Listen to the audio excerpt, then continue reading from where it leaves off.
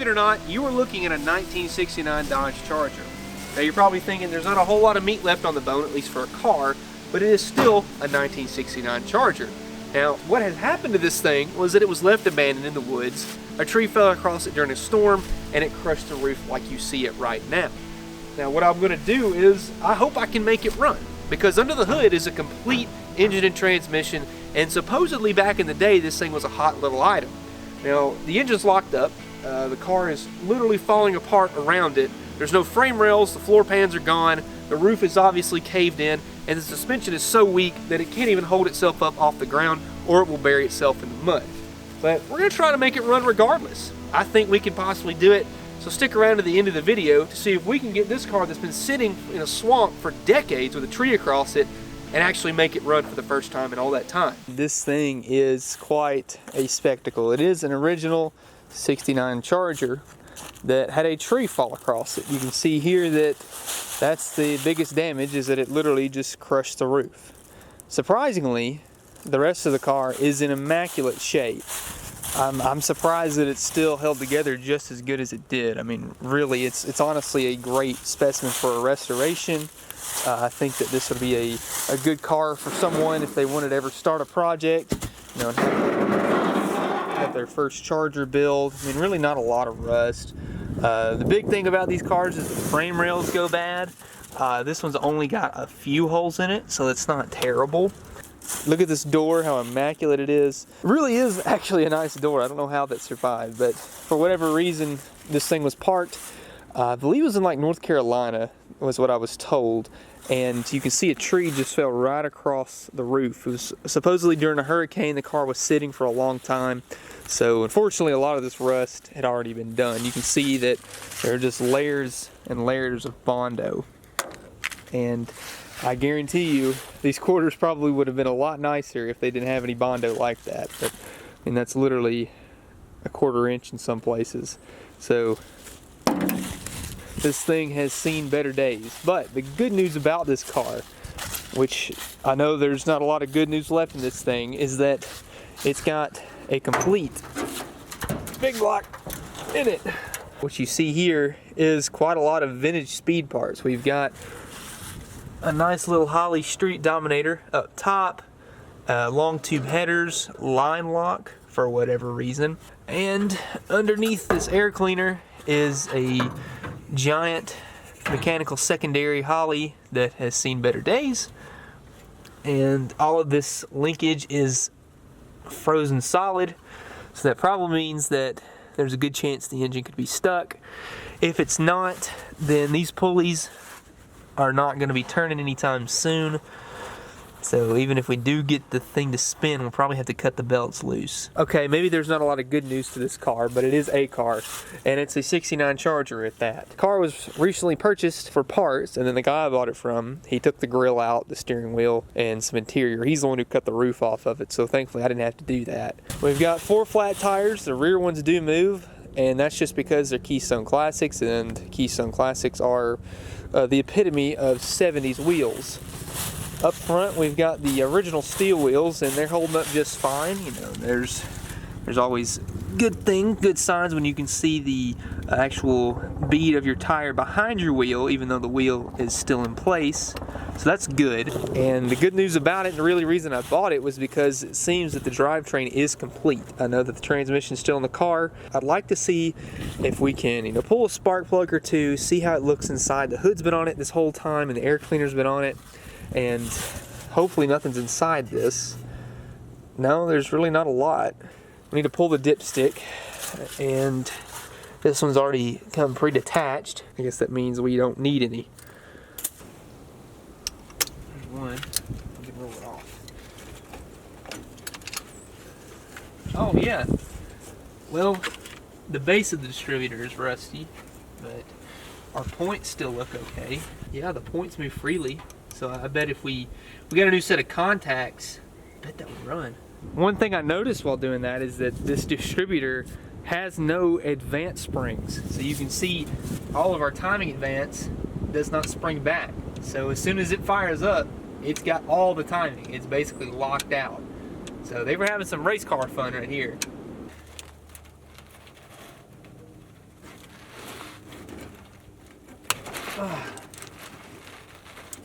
Come on now.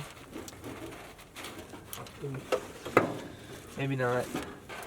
Number 3 loosened up. That's a good sign. Maybe number 1 is just going to fight us.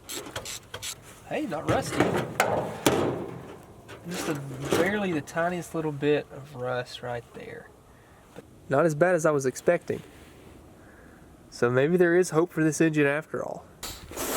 Guess who decided to cooperate? Well, number 1.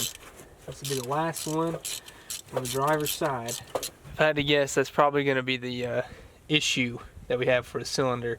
Got a lot of rust and corrosion right around here. A little bit more rusty on this side. Here's the number 2.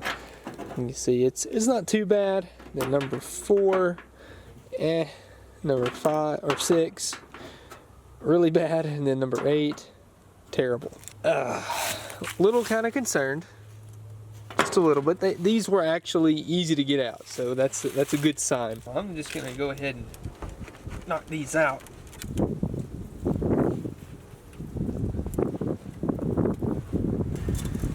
Get this off the water pump here. Water pump turn.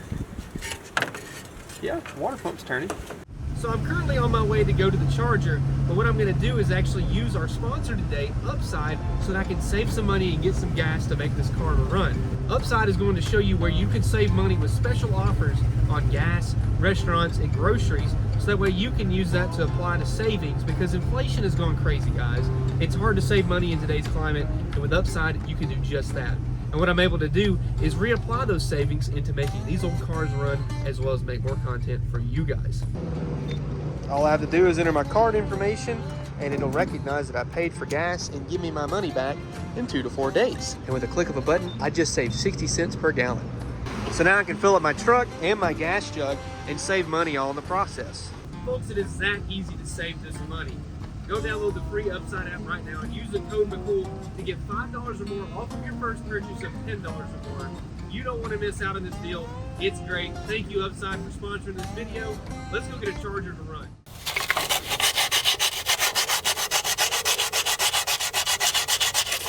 This thing's been sitting with no telling how much ATF inside each cylinder. I mean, I emptied at least 3 or 4 quarts inside this engine, and it's been sitting for months. I mean, it's been like this for a very long time.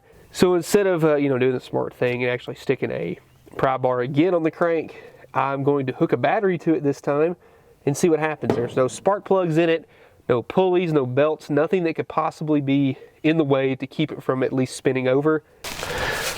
Well, here's the moment of truth. No battery tray to speak of, so we'll just kind of let it dangle right there. If it spins over, if it breaks loose, then we're going all in. We're going to try and make it start. But if it doesn't, then the fate of the convertible charger may be that of a negative one. Okay, let's see if we got a good ground here. Got any kind of ground up here? Probably not. Oh, there's a ground. It's got a ground on the engine. Yeah, we're getting a ground on it. Well, let me go over to that terminal, see what happens. So I think the starter should be this switch right here. This could be bad. Like the switch itself might be bad. The relay is a little too corroded. I could try and sand on it actually. Let's see if I can sand on this contact here and get some kind of ground here. Maybe we can cross it over, but if not, we can either switch out this solenoid or just try and cross it over with like a screwdriver or something. The problem is we just don't have a really good ground anywhere. All this is rusty. No. The relay itself could be bad. We're not getting anything. Okay, so we have a ground at the starter and 12 volts. Let me just do it the dumb way and cross it over with a screwdriver.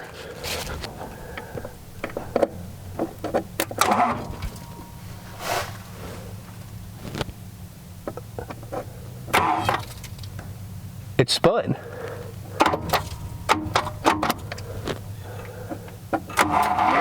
Oh my good Lord. It's puking ATF out. It's spun over. Okay. I need to collect my composure for a minute. When I say, this is exactly like the Monaco, I have been fighting for months at a time to get this thing to spin over. And all it took was the secret sauce, just a ton of ATF, and I think I put diesel down it too, and letting it sit for a long time. And then hooking a battery up to it and engaging the starter. It sounds very unhealthy.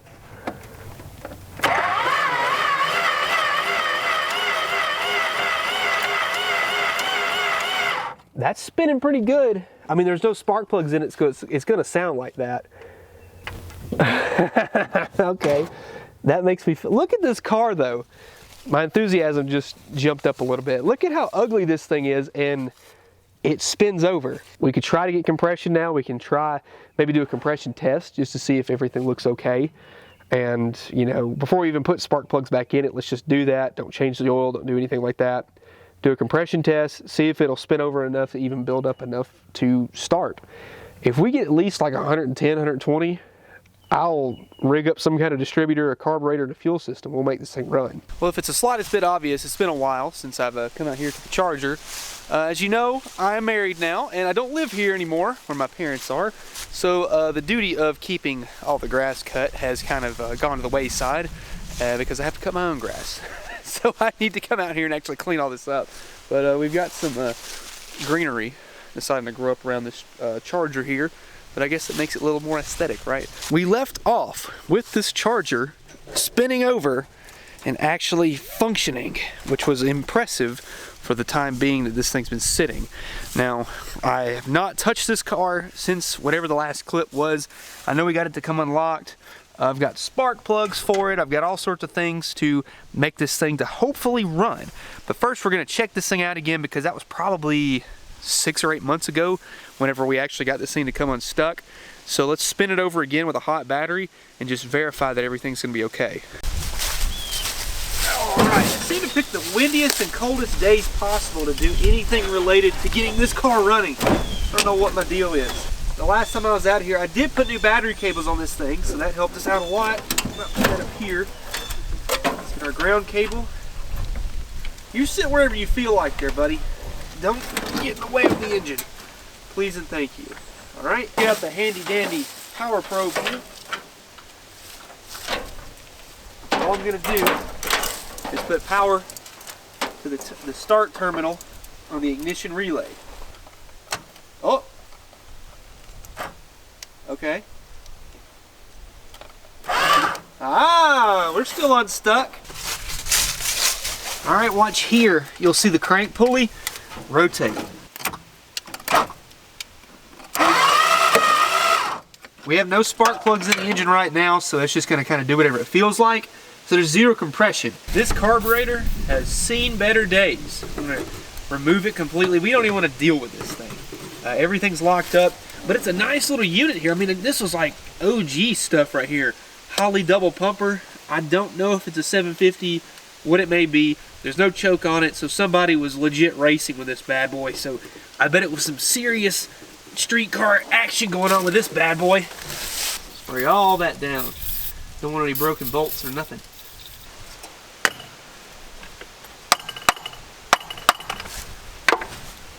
It is glued on. Woo! Come on out of there, hot rod. Oh yeah. There we go. Uh-oh. She's a spread bore. Uh-oh. Huh. Wasn't expecting that. Really? Okay. Well, it's a good thing this whole throttle linkage was seized up, because I looked down inside the carburetor here and just look. Luckily, that kept a lot of trash getting in the engine. This is a weird carburetor. I don't know if I've really ever messed with one of these before. This is an old double pumper, but it's a spread bore. So that's entertaining to say the least. You know, this is back whenever spread bore carburetors and intakes were pretty common on factory applications, so they probably made a carburetor that would fit that factory application. And hey, it's complete, but it's probably junk. And what we have here is something I got to deal with now. I hope this is the fix. This is the mighty Quadrajet. Except it's a Chrysler Quadrajet, believe it or not. It came off a mid-80s Dodge truck with a 360 on it, and it's a good running unit. I know this thing runs. I've had it running in the past few months, so I'm going to throw this thing on here and see if that helps it. Alrighty, we're using a gasket insulator type thing that's probably older than me, but it works. Look at this. There we go. Haha, look at that. Now that's a powerhouse right there, baby. I don't think there's a key in this car, but I'd like to see if I can make the ignition switch work.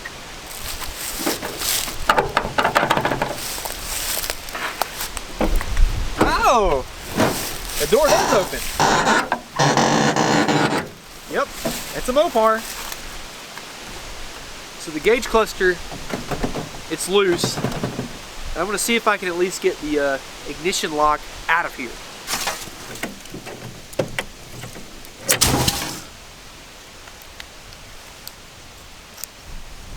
Here's what I did. I took that ignition lock out, drilled it out in the middle because there's no key. Have all these accessories and ignition points here. It's really easy to use if I plug it back to the factory harness. So I'm hoping that whenever I plug this back in, I can take the screwdriver and crank on it. We'll see what happens. Well, unfortunately, it didn't work. It just clicks. Probably something internal with the wiring, or actually going up to the relay. Probably something not happy, but hey, maybe we can use this as like a shut-off wire for our power wire or a coil or something. If not, we'll hot wire it. So there's that. We tried at least. I know I've had the cap off before, and I'm just going to be under the assumption that it's probably going to need a set of points on it.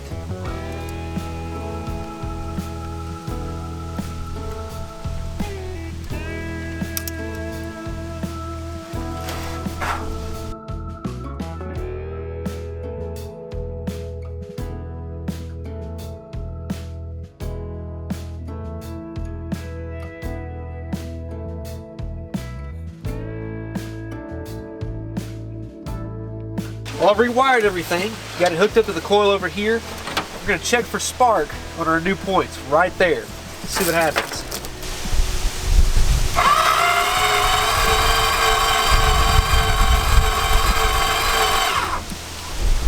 I don't see anything. That's not good. Coil's high. Huh. Maybe it doesn't help that I just used speaker wire that I found. Maybe I should actually go get some real wire. I'll be right back. Okay, wiring is fixed. Actual good wire. So we're good on that front. And while I was there, I went ahead and threw some spark plugs in. These are all nicely used. So hopefully they'll be at least better than what we had. Because this is what we had to start out with, and these are ugly. So now we have at least better spark plugs in there. And carburetor's bolted on. Spark plugs are in. We have a better spark. I think my gap wasn't right, plus the wiring, so that's all sorted out. So I'm going to check out the firing order. I think I have it on top dead center. I checked it with sticking my finger over the spark plug hole and spinning it over, and the mark on the balancer looks like it's right where it's supposed to be.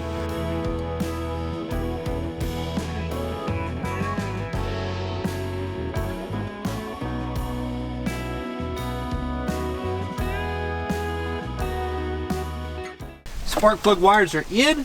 Let's see if we have any kind of spark at all now. Oh wow, that is a very strong spark. Starter sounded like it was on its last leg, but I don't care. We're rigging up a gas jug and we're gonna try it. If it doesn't work, it doesn't work. If it does work, it does work. All right, let's fill up the bowls real quick. Just see if we can make anything happen. Way too much, as always, and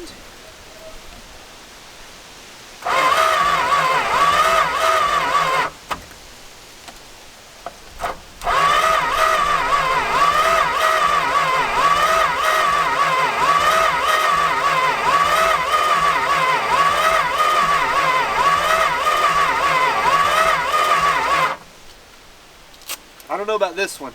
That starter is not happy. Not in the slightest. I'll tell you what, let's close the choke, maybe that'll help some. Alright. I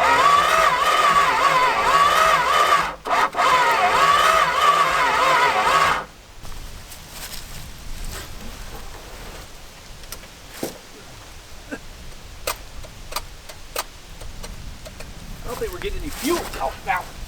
Well, something weird's happening, and it's either one of two things or both. One, the starter isn't really spinning fast enough for the engine to actually build up enough compression and spin itself over and start. Or the carburetor is bad, which is a little bit weird because I've had this thing running not that long ago. But the thing is that the accelerator pump doesn't want to work at all. Like, there's zero fuel coming out, and I verified the fuel pump's working, so I don't know. I'm going to just double check spark real quick and make sure that's still there. If that's still there, or just hit a little bit more starting fluid. If that doesn't fix it or actually make it start, we may have to go ahead and put a starter on this thing, which is going to suck. But that's what we'll have to do. There's no more spark. That's weird. It's very faint. Let's just try that now. I know it's sparking. I wonder if the coil's too weak to fire it properly, or I'll burn it up one. Now we can check for spark over here at this plug one more time. And if this doesn't fix it, then I'm probably going to put a set of points in it again.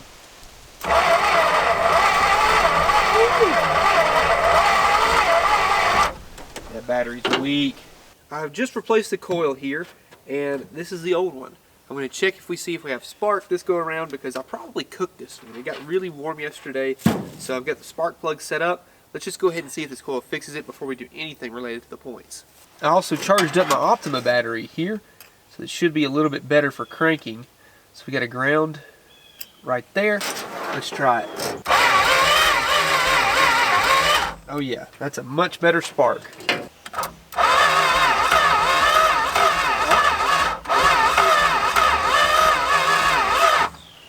That was new. That's a new sound.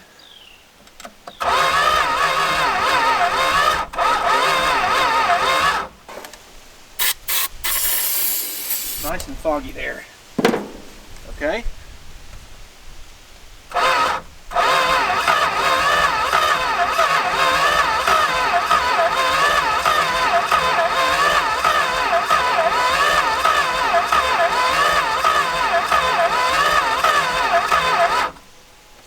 Huh.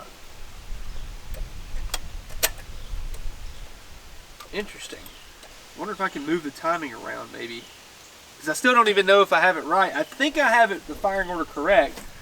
And all of a sudden the quadrajet started leaking fuel. What I'm thinking is this thing has got to spin over and build up oil pressure if it has like a hydraulic cam or something, which I would assume it does because it still has the factory stamped steel rockers. If that's the case, if it's got hydraulic lifters, it has to build up enough oil pressure to pump up the lifters, so that way the rockers can actually open up the valves.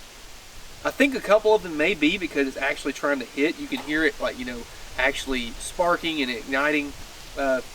Maybe it's enough for like the starting fluid to do it, but it needs something after that. Like, it needs a little bit of fuel because, you know, this thing isn't spinning over fast enough to actually do that.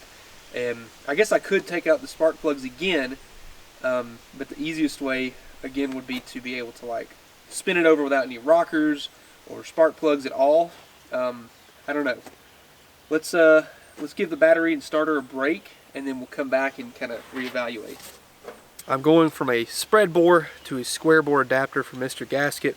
We'll throw this bad boy on, and then I'll run my tried and true Demon carburetor that I know runs. It runs everything that I've ever driven, so it does the trick.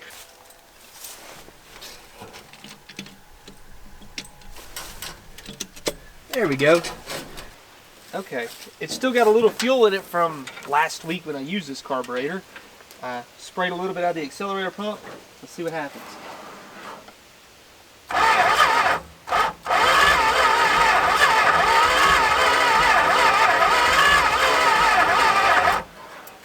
Got old tried and true blue here in the mix. Should do pretty good. Got an alternator of, I was going to say steel, but it's actually aluminum, but you know, whatever. All right, we're hot. Start this bad boy up.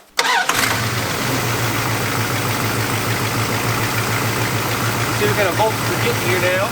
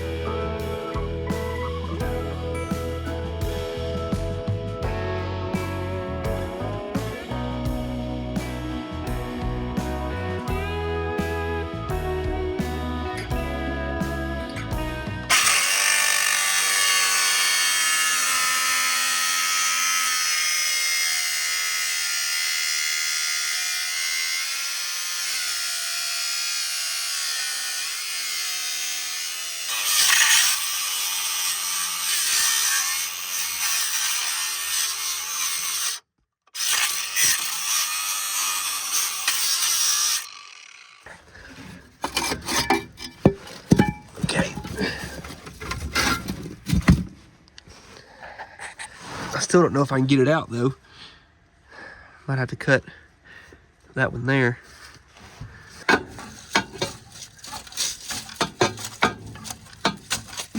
There you go. That's it. Here's the old starter. Here's a Dakota mini starter. It fits much nicer in the spot of the old starter. Just like that. Perfect.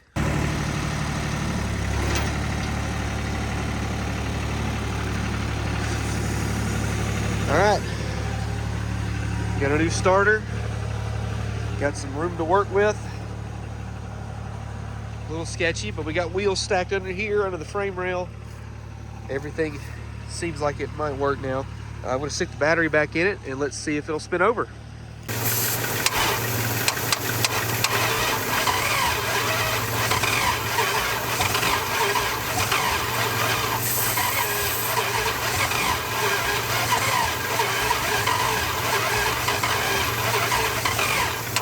Let me get it started where it gets too hot.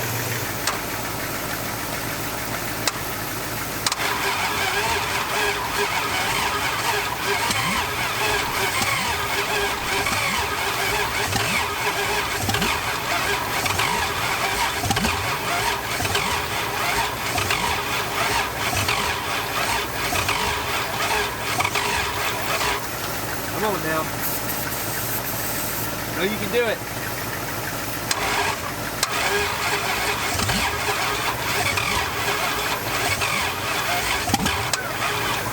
Scared me. Alright,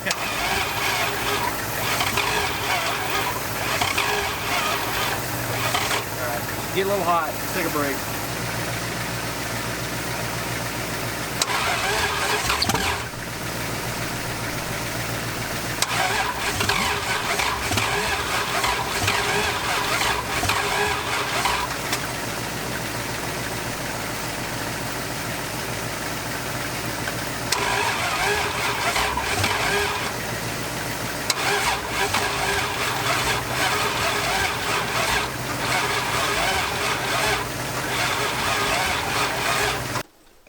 really trying to fire. And I think, like I said earlier, it's just not building up enough oil pressure. But if we can get like 4 or 5 of them to like spin the engine over enough, I think it would run. Like that.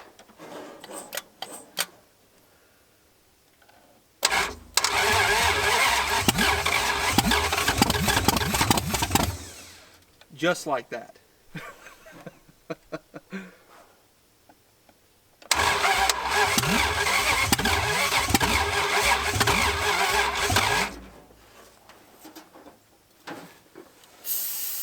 Let's get a load of the good stuff.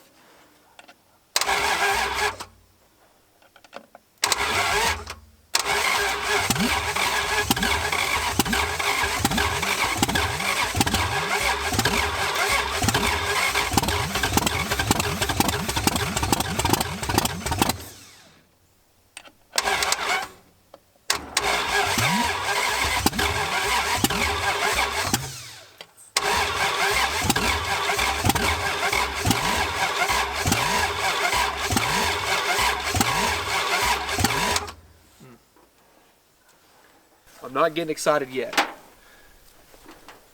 I want to, but I'm not.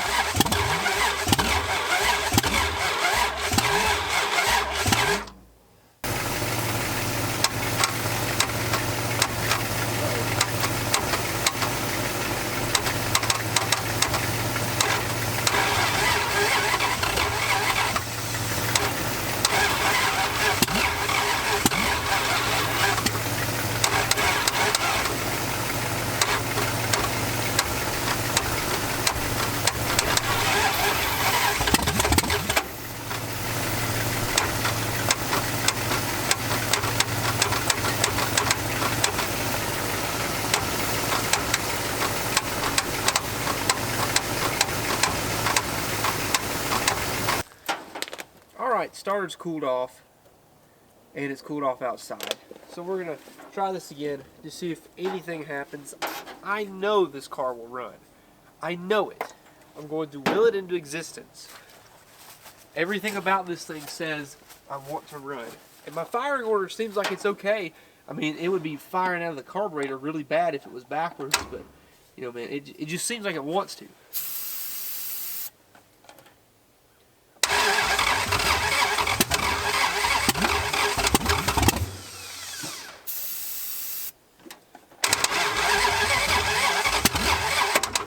Uh-oh. This starter is not happy. A familiar sight once again. This starter doesn't look bad. I mean, it was a reman probably 30 years ago, but it doesn't look bad. That's what's weird to me. But I got the newer one chilling out, putting the wires on.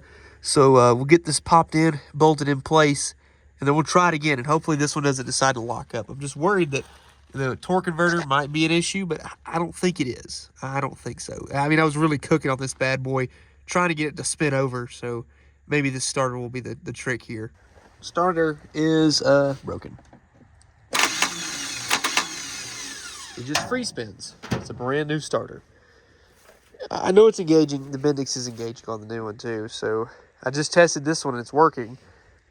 I guess throw this one back in. I don't know, dude. This is weird. This is so weird. That starter bolted right in perfectly fine. I mean, maybe I could loosen the bolts up and try to wiggle it, just see if I tilt it out or tilt it in or something. So we'll try that before we take the whole thing out, but I don't know. Something weird is happening. Well, that's a new one. I don't know if it's easy to tell, but the starter is at an angle. Huh. So for some reason, the snout is not doing what it should. I'm going to take this back out and see if I can straighten it up. There we go. The shim that goes in between the bell housing and the starter had gotten sideways and it pushed the starter over. We're good now. So I'm hoping that was the fix. Let's see if it'll start now. Oh boy. Now we're doing...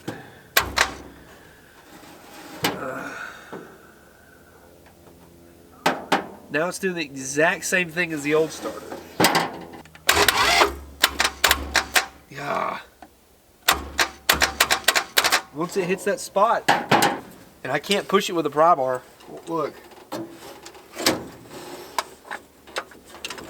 Like it hits a brick wall.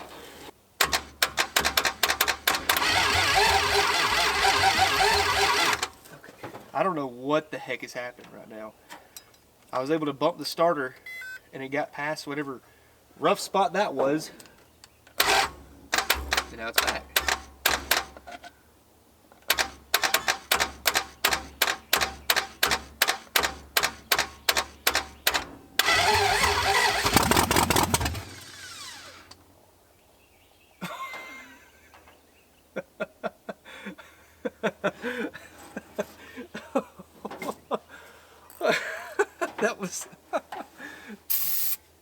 That was terrifying.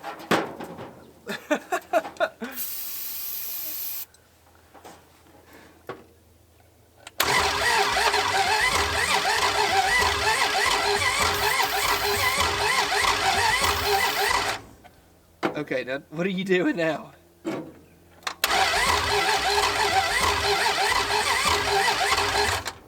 Now you're not doing anything at all. Come on.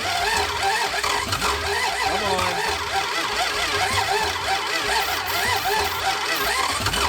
Come on.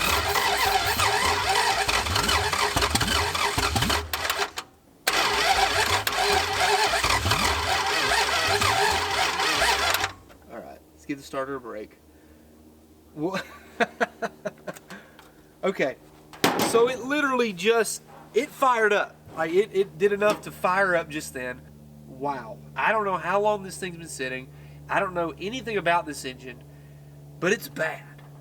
And it actually just tried to run right then. Like, that's impressive to be what this car is, and it just fired up. Wow.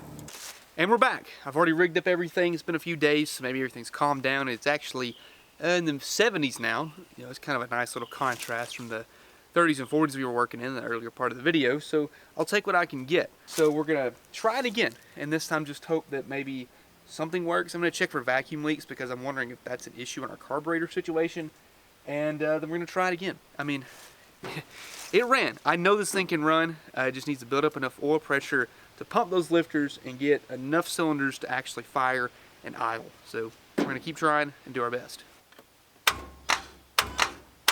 Oh, come on, starter.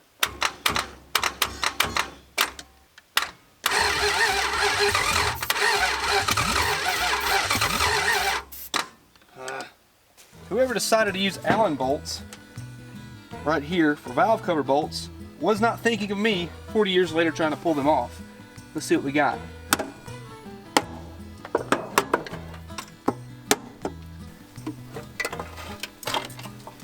I mean, that looks great. Wow, that looks really good. Oh man. Seriously? Wow, those look good. There's a little bit of surface rust on the push rods, but not bad. I've seen way worse run. Those are really nice. And I can see the other side. See that? I mean, I don't think that one's built up oil pressure yet. That one seems like it has.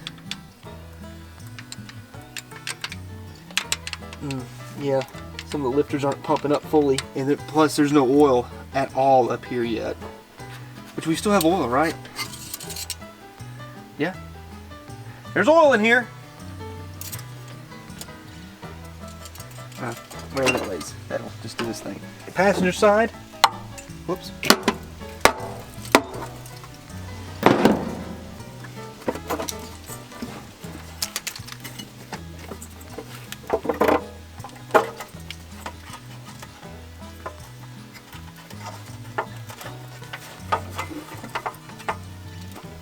It looks the exact same. I'm going to try and preserve this gasket.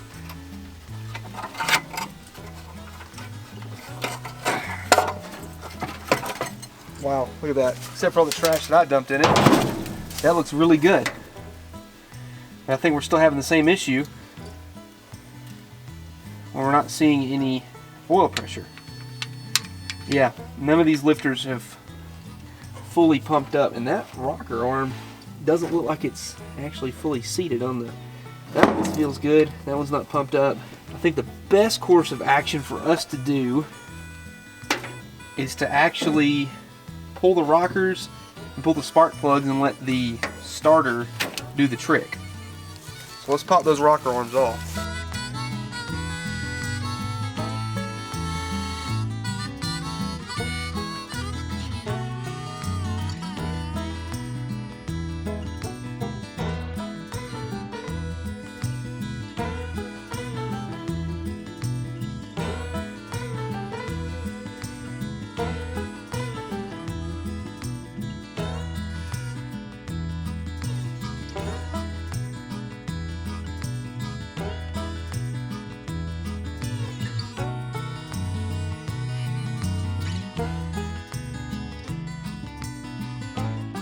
I think I found our problem. This is the number 4 spark plug, and it's been obliterated.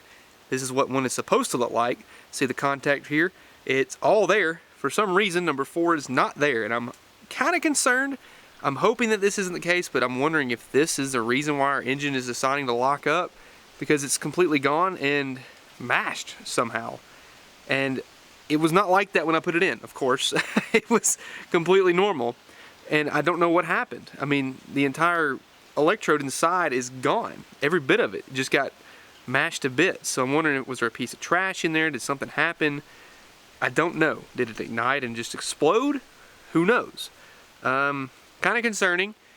On the plus side though, look how clean inside the heads look. I mean, that looks literally brand new.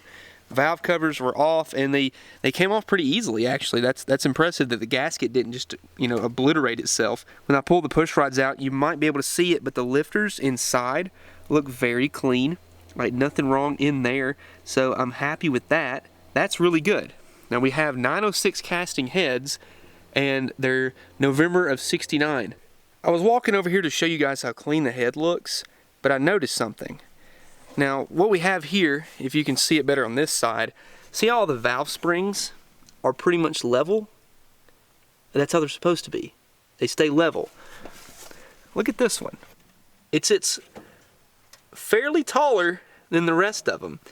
Is this valve sticking? Is this a different valve spring? Is something up? Here's what I want to know. I don't know if that's a problem here. I mean, probably is. No. It isn't stuck, but that's very weird. That makes me wonder, is the valve broken? So what I have here is a tiny little camera called a borescope, and what I can do is actually see down inside the cylinder through the spark plug hole with this tiny little camera. And what you see is my phone recording this right now. That doesn't look good, folks. There's a lot of mushed up stuff on the piston, but it doesn't seem like it hurt the cylinder walls, which those were pretty rusty to begin with. Okay, so there's one valve. See that little parting line there?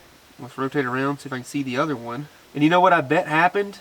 Based on how nasty that valve seat is, that one was stuck open, and the valve guide probably did not allow it to move any. So the first instant that we even spun this thing over, that immediately had to break, and that's probably what our issue is.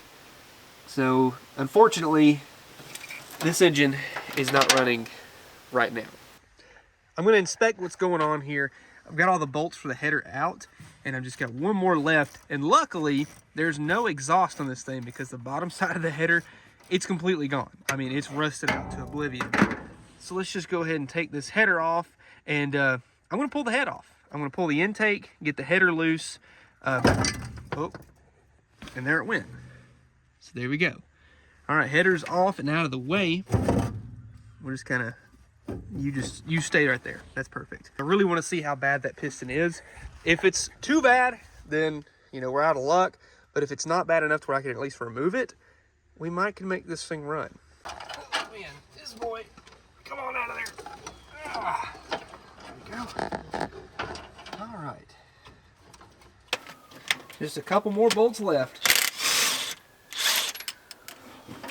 And number 2. And the last one. All right. I think every bolt is loose now. Make sure they aren't holding any more threads. Let's see, we'll go right. Oh, yep. She's loose. See if I can do it. Come on now. Come on.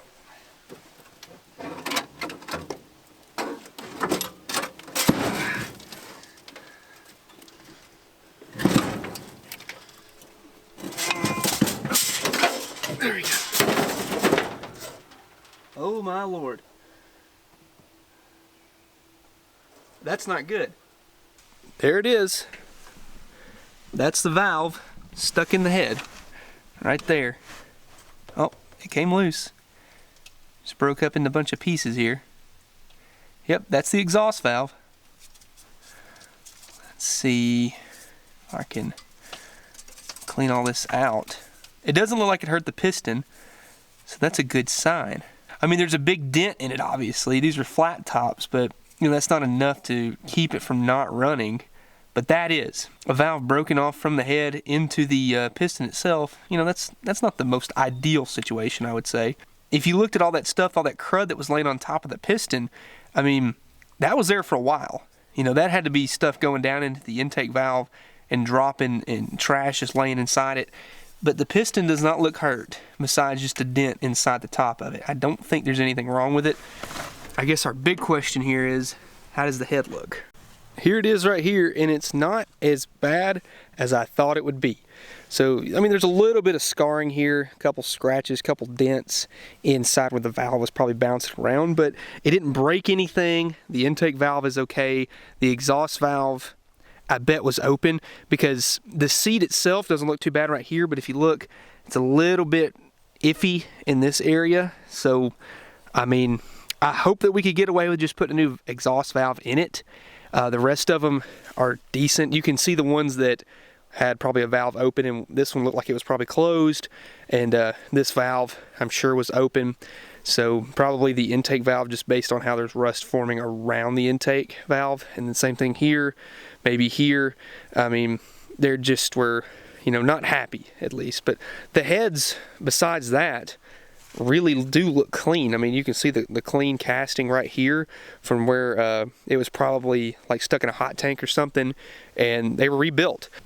I cleaned off the top of the piston so we can get a better idea of what we're working with, and they don't look like they've been overbored. These look like factory pistons to me, so I think we can get away with that. We actually can see right here, if you zoom in, where the original Chrysler head gasket was, and then the new Victor brand head gasket was on top of that, so they didn't even clean it up. A little banged up, but like I said, no damage to the cylinder wall at all. So that's a good sign.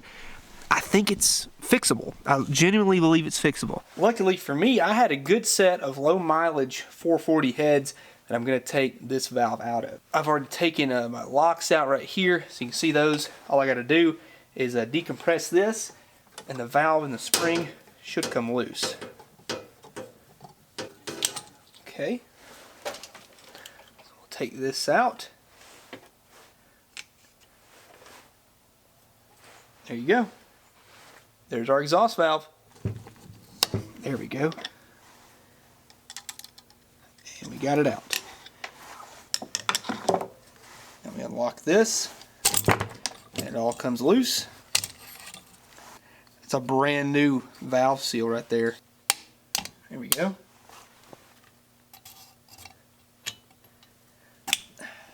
There's our broken valve.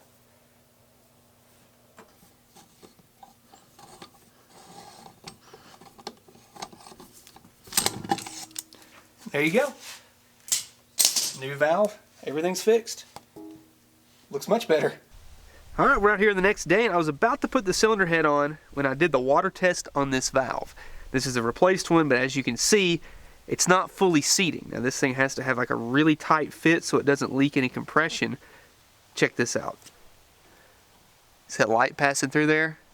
That's not good. And unfortunately, I cannot lap the valves enough to get that to fully seat because it would literally break past it. So we can't use this cylinder head. I really wanted to, but we can't. But I have a fix, don't you worry. This is our replacement. This is basically an identical casting just from a later model RV. It's a 452, but it'll bolt right on. It's low mileage, so I know that there's really nothing wrong with it. And it was on a running vehicle, so we're gonna clean up all the surfaces and put this thing on. The only thing I might have an issue with is the spark plugs because they are a different style. If they don't work and they hit the header, we're just not gonna put the header on at all. I don't care. I want this thing to run. And yeah, it looks pretty good on the inside. That's very, very good. Very good. Wow. Pretty aggressive looking cam, if I do say so myself. That's a... Wow, those lobes are aggressive. We can clean some of this stuff up and get it out of the way, but the inside of the block, man, it looks good. Looks really good. Uh-oh. Uh-oh. Wait a minute. Wait a doggone minute. See that? That's not supposed to be bulged out like that. That is cracks inside the casting of the block. Even if this thing did run, it's gonna pour oil or coolant one down inside here and mix together, and that's not good. It's like that on both sides. See that? There's cracks over there. Probably what happened is that this block froze because all the freeze plugs are gone, and it flexed the block out because there's no way for that pressure to go. Wow, that's bad. Man, I was really hoping this engine would be worth saving, but it's not. At that point, that's unfixable. That right there just ruined the block completely. Since the block is now officially deemed ruined, I'm just gonna pretend like I didn't see that at all and put a new head gasket on here. Man, that hurts my feelings a little bit though. I was really excited about that. I really hoped that I could use this engine for something else, but you know, somebody just let it sit with water in it, I guess, and it froze. So it really hurts my feelings, man. I cleaned up the surfaces, but at the end of the day, is it really even gonna matter? I want to keep these, so I'm probably going to take this back off at some point, you know, but the engine's going to be right here, so it doesn't matter. It's not going anywhere. All right, now listen, rotate, please. Last head bolt. There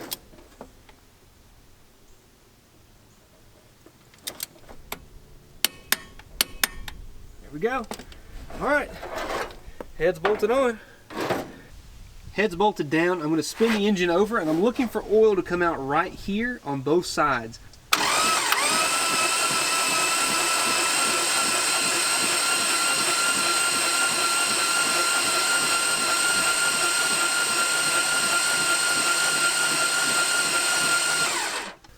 I hope the oil pump's not bad, because if it is, it's not going to run. We can't pump up lifters, we can't make her run. I'm worried something's wrong with the oil pump, so I'm going to take the filter off real quick and just see if I'm actually getting any oil at all, because if I'm not, we got a problem.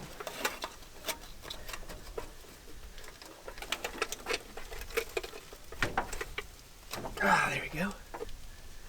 Ooh, wow. That filter was nasty. I hope you can see that, but that looks really bad. Ooh.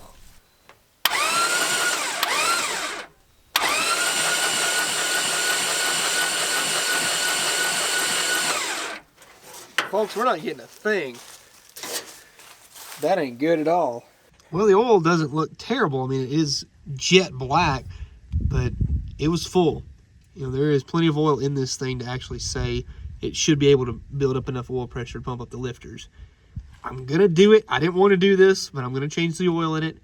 I didn't want to waste 5 quarts of good oil, but we might as well do it. Let's get 5 quarts of that goodness here. I'm just gonna dump it right down in the middle.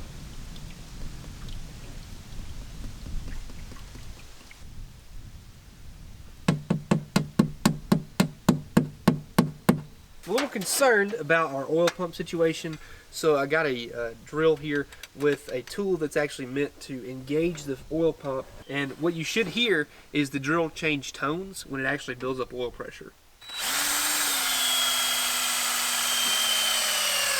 Oh yeah, now we're good. Alright, my goal now is to spin the engine over and get it to where it will pump up to the rockers in the head.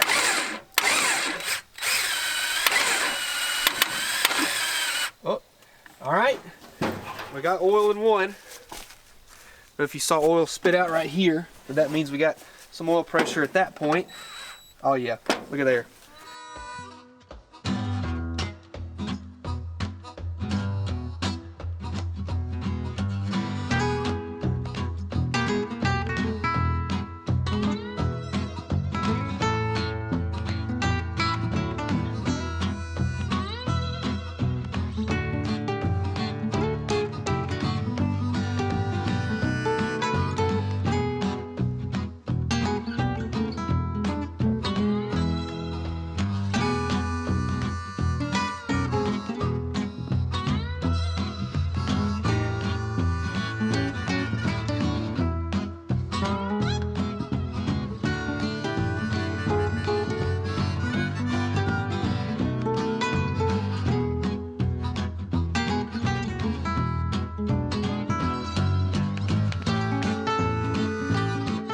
Okay, here we go.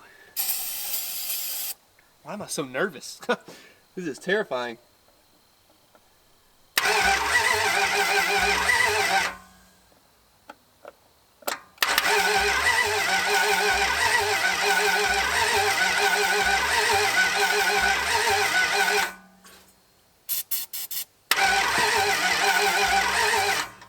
Actually, no, the distributor is not going to work because I forgot to tie these two wires together. Come on, Dylan, you got to remember that.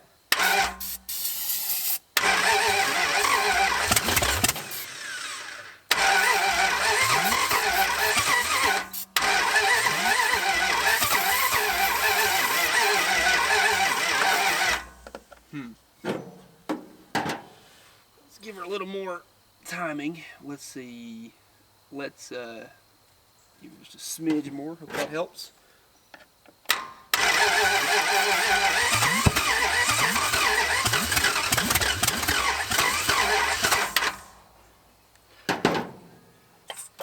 I don't know how much fuel's in there. We're just going to try it, and I'll hook up the pump.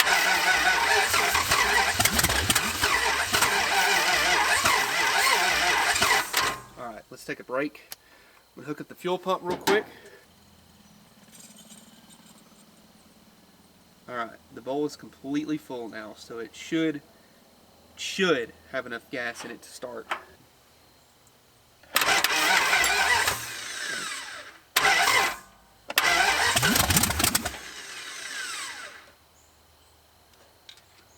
Let me turn that idle screw up a smidge. Okay.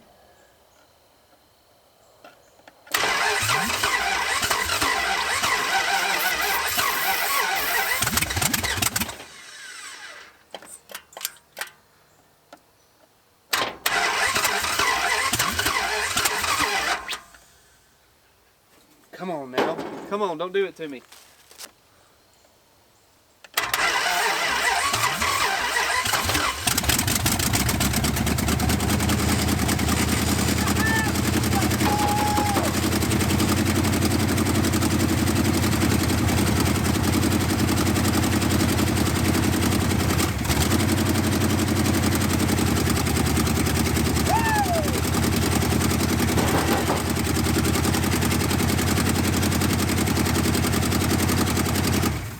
Smoke, a lot of smoke. Woo!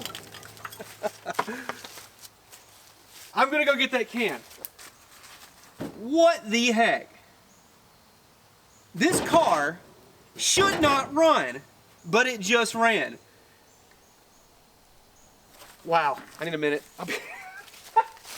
Yes! Folks, I'm not sure if this video is really gonna grasp the amount of effort that has gone into what you just saw. We put a cylinder head on this thing. I mean, we broke a valve, and it just ran. Albeit not great, but it ran.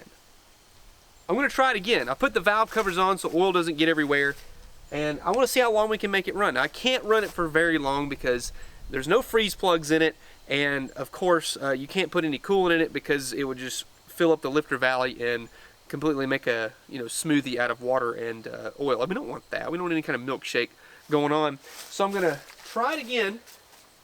And this time, hopefully, we can kind of get past the smoky phase because, all the cylinders are going to have like a ton of junk in them.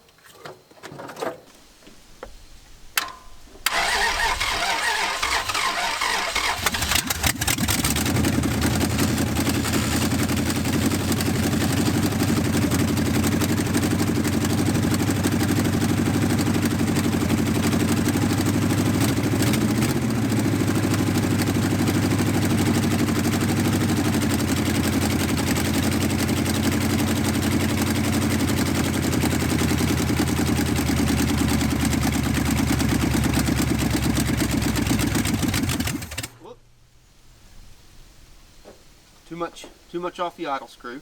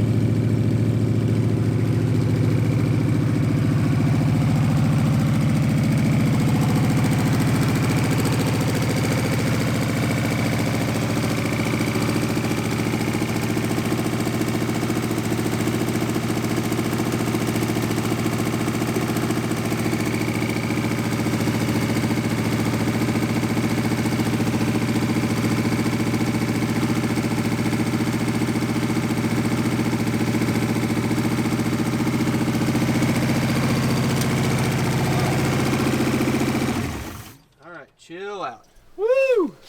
We are dumping oil out of that valve cover pretty significantly. I tried to RTV it because I didn't have any gasket at all. But look at that. Look at that, folks. What about that? She is smoky. Woo, she's smoky. Yeah, clear all that out of there. We're going to let it cool off for a second. Look, look at all this smoke. Just filled up the woods. It's like a Civil War battle out here. Yeah, we're going to have to do something about that valve cover there.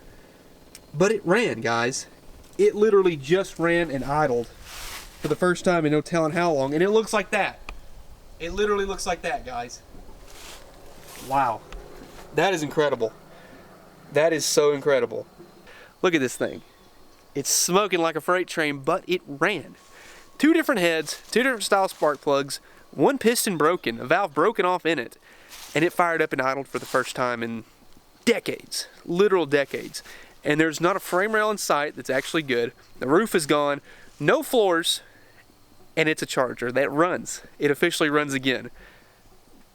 I'm pretty happy right now. That's awesome. So there's a lot of stuff that I can at least scavenge off this thing for other parts and projects, but we know that we have a good big block here, technically speaking. So I'm excited about that, guys. I'm going to fire it up again. I want to hear it run a little bit more. I mean, what's it going to do? I mean, it doesn't matter if I get it hot because the engine's already gone. I don't want to warp my heads, but they're cast iron. It'll be fine, right? Let's fire it up. Let's just see if it'll fire without me touching anything.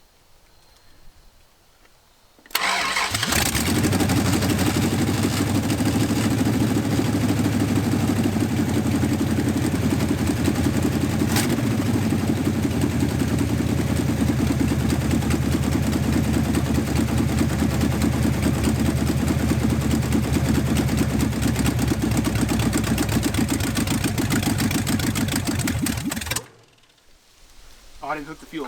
My bad.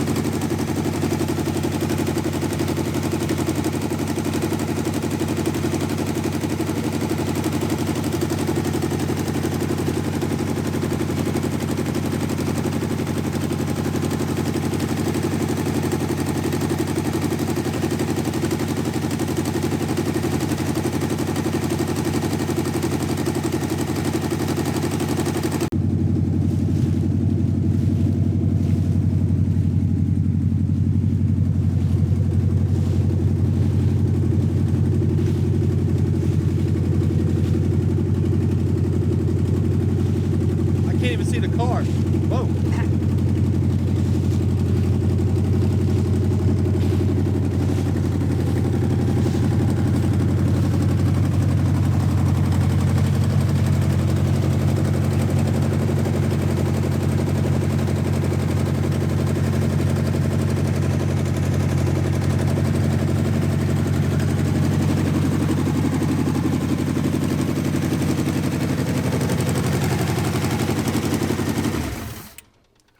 Alright, before that becomes a serious fire hazard, let's shut her down. No telling how much we're burning right there. Oh, we got a fire. We got a fire.